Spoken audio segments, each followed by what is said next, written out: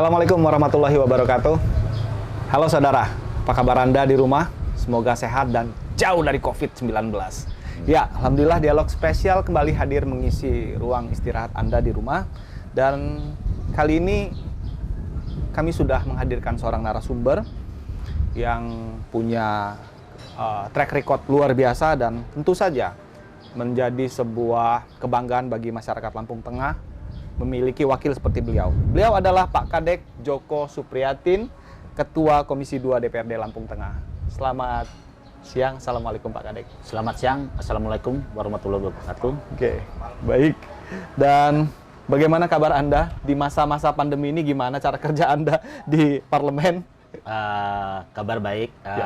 Saya berserta teman-teman khususnya Komisi 2 selalu menjaga protokol kesehatan, imbauan dari pemerintah. Tetap saya memberi arahan ke bawah untuk tentang protokol kesehatan agar yang wabah ini betul-betul walaupun tidak bisa hilang secara langsung tapi paling tidak mengurangi khususnya di Kabupaten Lampung Tengah yang saat ini Kabupaten Lampung Tengah adalah zona merah itu daripada kabupaten kota lain betul-betul karena padatnya penduduk di Lampung Tengah 28 kecamatan 311 kampung semua itu kita harus datang satu persatu walaupun lain dengan waktu kita seiring berjalan masing-masing Komisi 2 itu ada yang dari Dapil 1, 2, 3, dan 4, dan 5 kita bagi pemerataan memberi nasihat kepada warga khususnya warga-warga pendatang yang dari Jakarta maupun dari Palembang itu. Jadi memang para anggota di komisi dikerahkan untuk turun ke dapil masing-masing khusus salah satunya untuk memberikan pemahaman begitu bahayanya COVID sehingga harus mengedepankan protokol kesehatan. Betul. Baik. Dan sejauh ini mudah-mudahan semakin baik hingga zona merah bisa turun menjadi zona oranye. Amin. Ya. Baik. Pada kesempatan ini kita akan bincang mengenai pupuk. Artinya bagi masyarakat Lampung Tengah, ini adalah sebuah urat nadi yang sangat penting. Betul. Tanpa pupuk, hasil pertanian akan terganggu. Nah, menurut pengamatan Anda, selama Anda berada di parlemen, sejauh ini bagaimana pendistribusian pupuk khususnya untuk petani di Lampung Tengah? Memang pupuk saat ini masyarakat sangat mengeluhkan dengan kelangkaan pupuk ini. Tapi saya udah beberapa hari yang lalu udah manggil pimpinan PT Pusri di Lampung Tengah maupun yang ada di Metro juga saya suruh gabung. Karena apa? Walaupun Metro bukan wilayah saya, karena kebanyakan pupuk ini beredar dari Lampung Tengah, ada juga yang lari ke Metro. Nah, dengan kapasitas Lampung Tengah yang sekian lebarnya sawah itu, kebutuhan per hektar itu 2 kintal pupuk yang datang tidak sesuai dengan yang dibutuhkan oleh masyarakat. Yang dibutuhkan masyarakat kurang lebih 27 ton. Sedangkan yang datang kurang lebih hanya 11, sekian ton. Artinya memang kita bisa merasakan jeritan-jeritan oleh petani yang saat ini pupuk betul-betul langka. Tapi kemarin saya memberi solusi kepada Pusri. Artinya harus pembagian perataan. Bila yang 2 hektar, bila yang 1 hektar dapat 2 kintal harus dikasih 1. Harus bersubsidi silang. Artinya bersubsidi silang itu harus menggunakan pupuk-pupuk organik. Itu betul-betul harus dimanfaatkan di sekitar lingkungan kita yang harus dikelola dari kotoran sapi itu. Nah, kalau mengharapkan semua pupuk bersubsidi, saya yakin petani-petani yang kecil akan menjerit.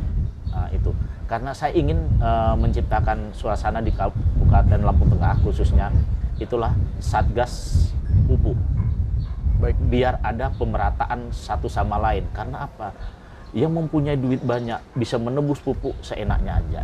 Jadi yang tidak mempunyai duit mengharapkan hasil panen agar mereka juga bisa merasakan yang namanya pupuk bersubsidi ini.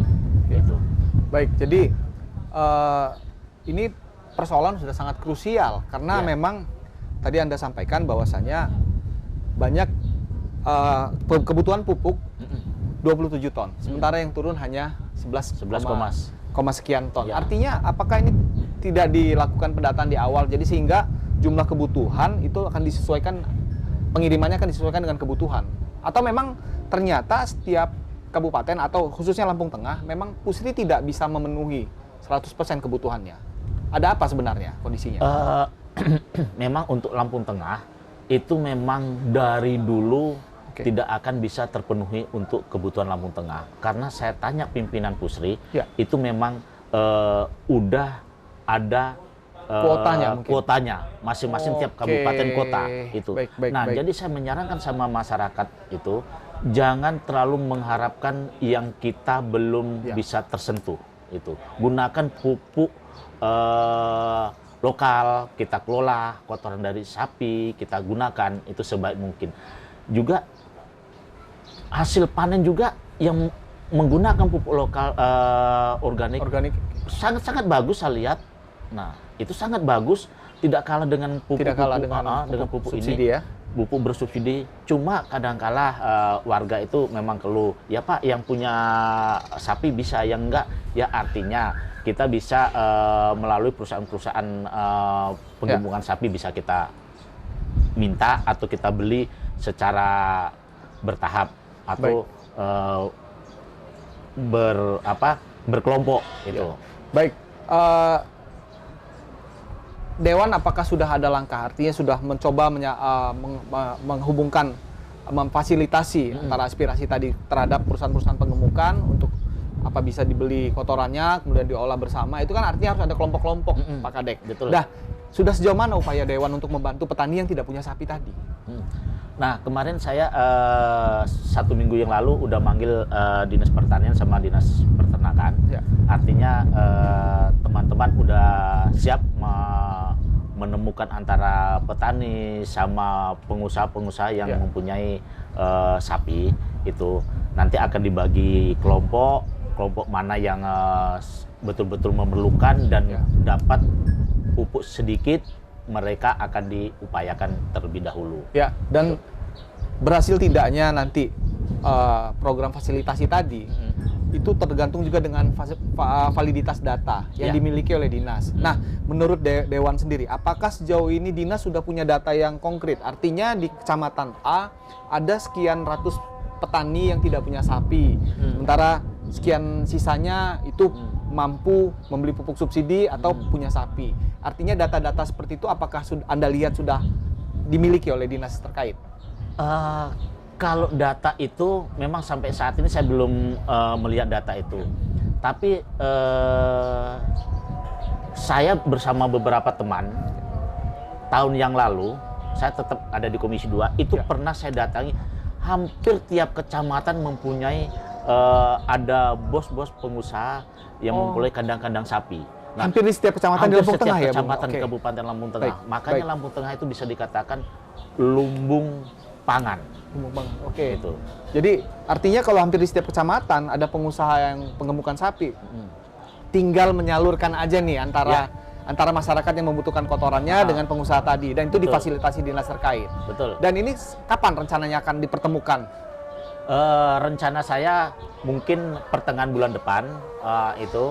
Kalau dari Dinas Pertanian itu udah siap, tinggal menunggu teman-teman Komisi 2. Mungkin setelah acara selesai BIMTEK ini, teman-teman udah siap untuk mempertemukan antara pihak kelompok tani sama pengusaha sapi. Ya, baik Pak Kadek.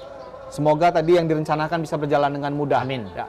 Kita masih banyak pertanyaan nih Pak Kadek, tapi kita harus jeda dulu. Setelah pariwara berikut, tetaplah bersama Dialog Spesial.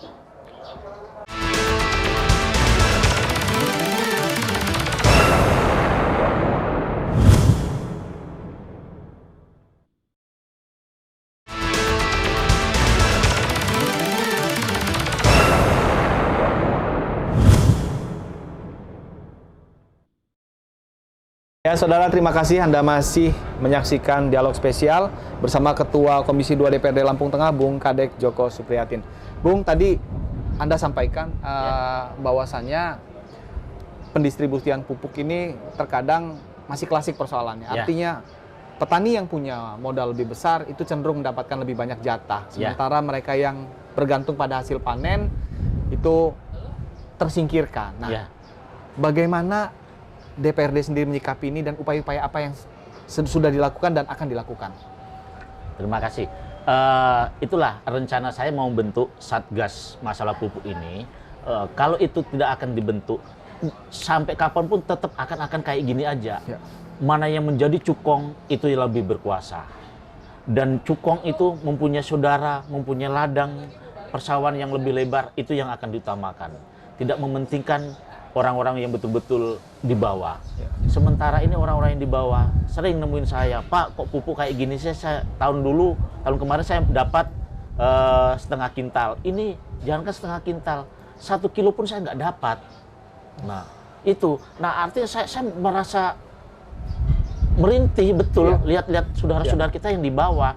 Nah, makanya saya dengan Komisi 2 itu saya akan berupaya sebisa saya, semampu saya untuk pemerataan pupuk ini. Itu karena pupuk ini jangan sampai yang katanya dulu-dulu Lampung Tengah ini lumbung pangan, dengan betul-betul pupuk saat ini akan lambat laun yang namanya lumbung pangan akan hilang. Itu yang saya tidak mau betul-betul itu. Jadi salah satu upayanya adalah dengan membentuk Satgas Pupuk tadi. Satgas Pupuk. Dan Satgas Pupuk ini dipayungi hukum dengan perda nanti ya, Pak? Iya. Ini yang dimasukkan nanti kan perda inisiatif dari DPRD perda sendiri. inisiatif itu. Oke, sudah sejauh mana prosesnya, Pak? Ini ada baru saya ajukan ke bagian hukum. Saya suruh konsultasi di provinsi. Kalau provinsi menghendaki saya akan lanjut itu, karena ini perda inisiatif ini ada 2 titik yang betul-betul saya pelajari tentang di pertanian. Satu masalah Satgas Pupuk ini, yang satu tentang masalah penjualan hasil panen. Penjualan hasil panen. Yang selama ini lumbung padi ada yang dikatakan Lampung Tengah itu dibeli oleh tengkulak-tengkulak yang ada di luar Provinsi Lampung. Seperti itu kejadian? Seperti itu. Contohnya Bengkulu, Palembang, Jambi, itu mengambil langsung, beli langsung dari sawah. Nah itu, saya ingin membentuk perda inisiatif ini, artinya apa?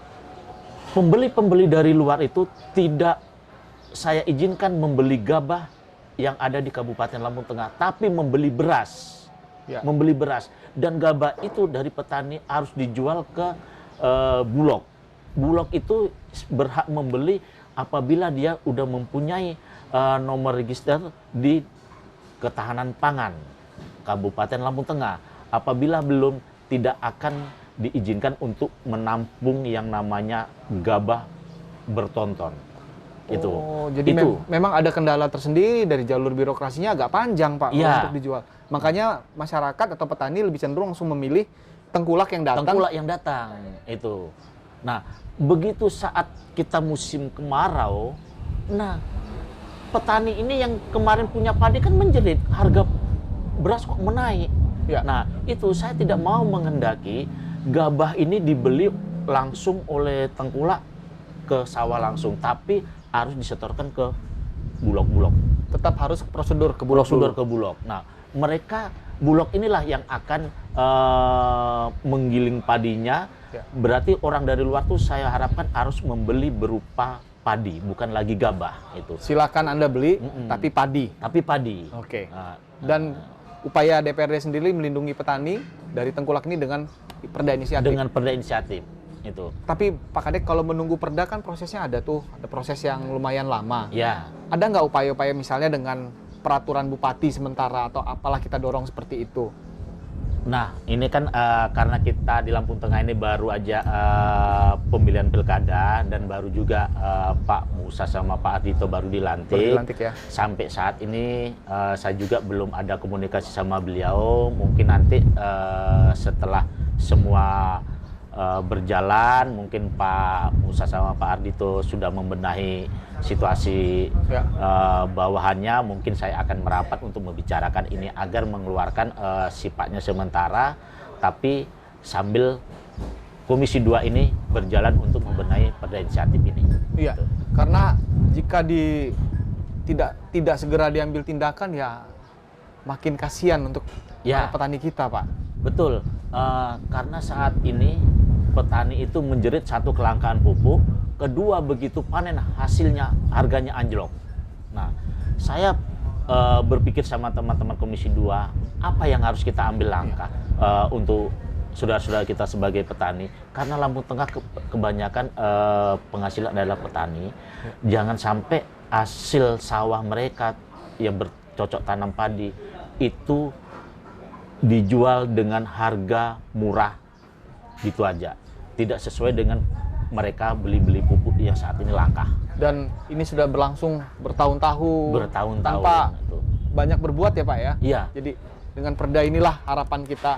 Betul. Ya. Tapi apakah usulan perda ini sebenarnya draftnya sudah disampaikan ke para kelompok-kelompok tani? Jadi sudah ada penyampaian informasi lebih dahulu, dan bagaimana respon mereka? Kalau secara tertulis belum, tapi secara lisan saya sudah pernah nyampaikan ke teman-teman. Saya bilang, teman-teman, bagus Pak, itu saya mendukung. Mudah-mudahan itu betul-betul terwujud. Nah, kita ini orang-orang petani yang khususnya punya sawah ini betul-betul bisa menikmati harga yang sesuai yang diinginkan oleh petani. Itu harapan mereka sangat bagus dan betul-betul mengharapkan tentang perda inisiatif ini. Ya. Dan tadi kembali lagi untuk urusan pupuk tadi nih Pak ya. Nah, untuk pendistribusiannya bagaimana? Apakah kita sebenarnya sudah ada upaya-upaya juga pendekatan ke pihak-pihak yang punya modal lebih supaya berkenan untuk membagi pupuknya, jadi tidak numpuk di satu tempat sehingga tempat yang lain terpinggirkan? Atau sudah pernah berkomunikasi dengan mereka, tidak ditanggapi? Seperti apa itu Pak? Kalau saya komunikasi sama distributor memang belum, tapi saya akan mencari data dulu dari Dinas Pertanian, kecamatan mana berapa sih lebar lahan persawahan, satu sama lain pasti akan berbeda.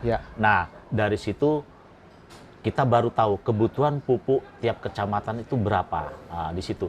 Jadi yang selama ini cuma disentuh, cuma alang kadarnya, kemungkinan teman-teman juga bergerak di bawah, khususnya Komisi 2, bisa akan menyentuh, akan lebih rapi dan bisa menikmati pupuk secara merata. Dan ini sudah dilakukan upaya-upaya untuk mencari data realnya itu Pak ya? Udah, kita udah kerjasama sama Dinas Pertanian. Dinas Pertanian udah mulai survei ke bawah. Itu saya antusias juga sama teman-teman Dinas Pertanian. Kerja mereka betul-betul sangat cepat. Dalam bulan-bulan ini mereka udah mengasih data ke Komisi 2. Artinya kalau dari sisi OPD-nya, Dinas Pertanian mitranya Komisi 2 ini tidak pernah ada kendala di internal mereka Pak ya? Artinya mereka sepakat dengan Dewan, bergerak turun untuk melaksanakan apa yang sebenarnya dibutuhkan petani, mencari data, seperti itu Pak? Kemarin memang waktu saya panggil hearing sama teman-teman Dinas Pertanian, justru dari Pak Kadisnya membagi ke Kasih dan ke Kabitnya untuk mengecek tiap-tiap kecamatan, tiap-tiap kampung, kelurahan yang luas wilayah pertanian, ada berapa hektar itu, dan kebutuhan pupuk ada berapa, itu nanti akan ada pemerataan. Oke, baik, menarik. Tapi nanti saya masih akan tanya lagi, karena data ini kan nggak sifatnya sekali. Ya. Seharusnya sudah ada data sebelumnya. Ya. Saya akan tanyakan di bagian itu, tapi setelah pariwara berikut Pak Kadek. Saya tahan dulu. Ya, kami akan kembali setelah pesan-pesan berikut ini. Tetaplah bersama Dialog Spesial.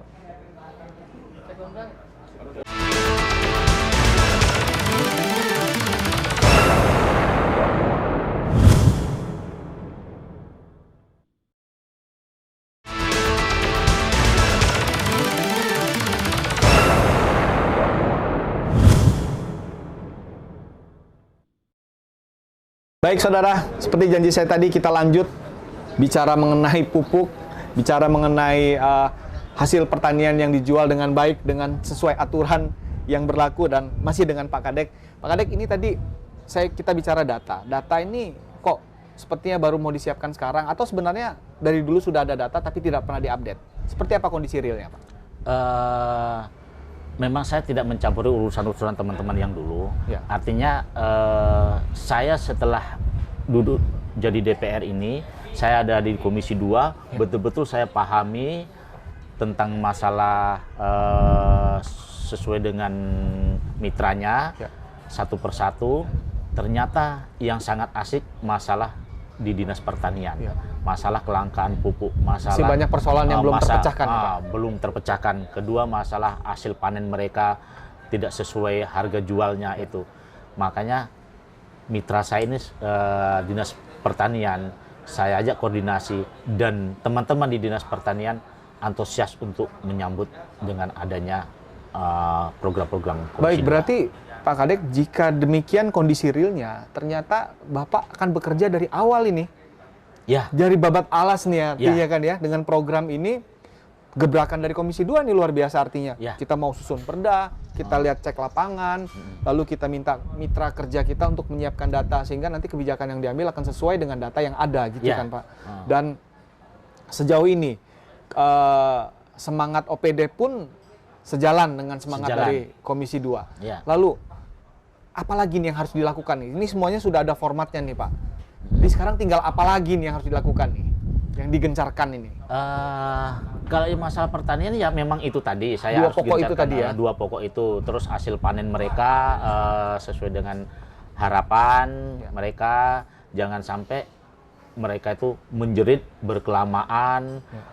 Hasil panen mereka tidak sesuai mereka jual. Nah, kita teman-teman Komisi 2 ini betul-betul harus walaupun tidak 100% kita memberi harapan ke petani, setidaknya ada kita perbuat. Setidaknya ada kita yang kita lakukan masalah kelangkaan pupuk, masalah hasil panen ini. Ya, mungkin salah satunya nanti yang segera dilakukan yang bisa dipercepat artinya Pak adalah tadi mengenai inisiasi pertemuan antara petani dengan para pemilik penggemukan sapi ya, untuk mendistribusikan nanti kotoran hewannya sehingga bisa dijadikan pupuk gitu Pak ya. Betul. Dan itu ditargetkan selesai kapan Pak tadi? Saya targetkan akhir bulan ini selesai semua. Karena pemilik-pemilik penggemukan sapi, pengusaha-pengusaha itu tidak semudah apa yang kita bayangkan untuk memanggil, karena beliau juga ada di posisi Jakarta. Juga ada di Surabaya, jadi harus nunggu waktu. Jadi kita harus sabar, karena kita juga sangat memerlukan kotoran-kotoran sapi itu demi keperluan masyarakat. Para petani. Dan itu di setiap kecamatan nanti akan secara bergiliran kita pertemukan gitu Pak ya? Tidak.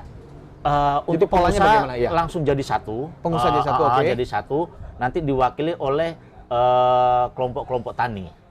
Oke, baik. Jadi hanya sekali pertemuan ini Pak? Sekali pertemuan. Habis itu baru kita setelah semuanya udah sepakat, baru kita turun ke bawah. Baru breakdown untuk pelaksanaannya di bawah ya? Di bawah. Yang penting secara kebijakan, para pemilik usaha sudah sepakat? Sudah sepakat. Yang penting itu kuncinya sepakat dulu. Kalau nggak sepakat, kita mau turun ke bawah juga gimana gitu. Pak Kadek optimis rencana ini bisa berjalan dengan baik? Saya optimis. Karena apa? Saya harus betul-betul memperjuangkan masyarakat yang di bawah. Wow, luar biasa saudara, dan ini adalah sosok wakil rakyat yang benar-benar all out ini. Beliau ini all out, maka kita doakan sehat, jauh dari COVID ya. Amin. Dan saudara-saudara juga, khususnya para petani juga layaknya mendukung upaya-upaya yang dilakukan. Bagaimana? Dengan caranya memberikan aspirasi, lalu memberikan aspirasi yang real, juga menjalankan apa yang nanti diarahkan oleh dinas maupun dari Komisi 2 sendiri. Betul. Ya Pak ya. Dan kita juga berharap ini bisa segera dilaksanakan. Perda inisiatif berjalan, pertemuan dengan pengusaha untuk mengatasi kelangkaan pupuk juga berjalan, lalu upaya-upaya pendataan di Dinas Pertanian juga berjalan. Dan ini emang luar biasa sekali Komisi 2. Untuk perda sendiri, tahapannya itu Pak, usulan dibawa ke dinas, lalu dinas nanti mengajukan ke provinsi dulu Pak ya? Kalau perda inisiatif Komisi 2, Komisi 2, oke. mengajukan ke bagian hukum. Bagian hukum ya, oke. Nanti akan mengajukan ke dinas provinsi itu. Kalau kita nggak koordinasi sama provinsi, nanti disangkanya kita menyalah aturan. Ya. Itu gimana pun DPRD kabupaten ini adalah harus konsultasi sama DPR Ya. provinsi. Pak Kadek sendiri berasal dari fraksi PDI Perjuangan yang memang di provinsi pun mayoritas suara PDI Perjuangan luar biasa Ya, besar. betul. Artinya udah ada komunikasi dengan kawan-kawan legislator di DPRD provinsi, Pak Kadek, untuk persoalan ini, perda ini. Udah ada. Ya. Teman-teman yang di provinsi sangat menyambut antusias benar dengan adanya ini. Oh, itu bagus, harus betul-betul ada mempunyai gebrakan. Nah, artinya saya akan betul-betul berupaya masalah perda inisiatif ini. Gitu. Baik. Karena untuk kedepannya bukan untuk saya pribadi, tapi untuk masyarakat Kabupaten Lampung Tengah. Baik, satu pertanyaan terakhir mungkin Siap. Pak, mungkin ada pesan yang ingin disampaikan ke seluruh konstituen maupun termasuk para pelaku usaha di Lampung Tengah, yang dalam hal ini adalah pengusaha penggemukan sapi, para petani, dan para pemodal besar di bidang pertanian. Silakan Pak. Terima kasih. Saya harap teman-teman petani yang khususnya di Kabupaten Lampung Tengah, dengan adanya kelangkaan pupuk ini janganlah terlalu dirisaukan.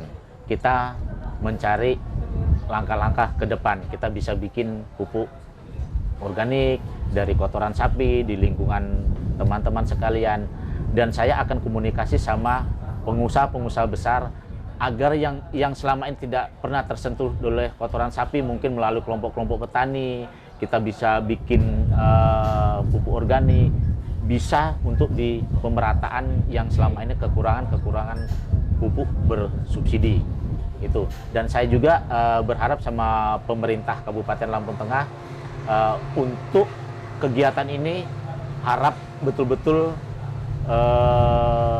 didukung demi